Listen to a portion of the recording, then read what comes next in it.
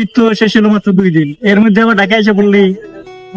বুঝোস না, অফিস তো ছুটি থাকে কদিন, দেশে গেলে ছুটি সময় কোন দিকে যায় বোঝাই যায় না।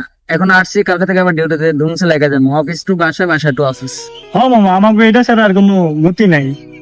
ঠিকই বেড়া। বন্ধু লঞ্চে আসলাম তো, মানি ব্যাগটা হারাই লাইলাম। এখন আমারে কিছু টাকা দে না। না রে মামা, আমার কাছে কোনো টাকা টুকা নাই। দেখ সৌরভের কাছে আছে নাকি। বন্ধু আমারে কিছু টাকা দিতে পারবি? মানি ব্যাগটা তো হারাই লাইলাম।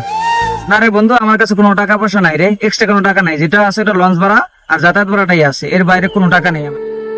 তাহলে এখন আমি কি করতে পারি? দেখ কোনোভাবে ম্যানেজ করতে পারস কিনা, আমার কাছেও নাই, কিশোরের কাছেও নাই, তাছাড়া তোর কি উপায়? আচ্ছা ঠিক আছে।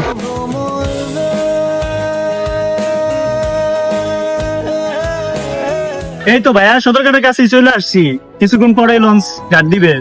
কি তো টাকা লাগবে? আচ্ছা আমি এখনই পাঠাই দিচ্ছি। কত লাগবে? 5,000 দিলে হইব। আচ্ছা নাম্বার দিয়ে রাখ, আমি তো টাকা পাঠিয়ে দিতেছি। আচ্ছা, ওই বন্ধু মানুষ হয় যে টাকা ছিল, ওরা দিলি না তো, শুরু করে আবার টাকা দিতে আসছিস, টাকা পাইলি তুই বা ওরা দিলি না কেন? শোন, একটু আগে যে আইছে হালো হালো দুনিয়ার জুয়ারু ভাই, সারাদিন এই যে মনে করো লঞ্চ আইছে না, সারাদিন হলো জুয়া খেলছে। আর এই অনায় মনে করো যে জাত পাত্তা আছে, আবার যদি আমি যদি ধর 500 দেই, এটা দেওয়া যায়, আবার এটা জুয়া লাগাইবো। নাহলে না দিয়া ভালো করছি না। হ্যাঁ ঠিক করছিস। এরকম বন্ধু বান্ধবের উপকার করার চেয়ে ক্ষতি করার চেষ্টা করি বেশি। রাগ করলি? না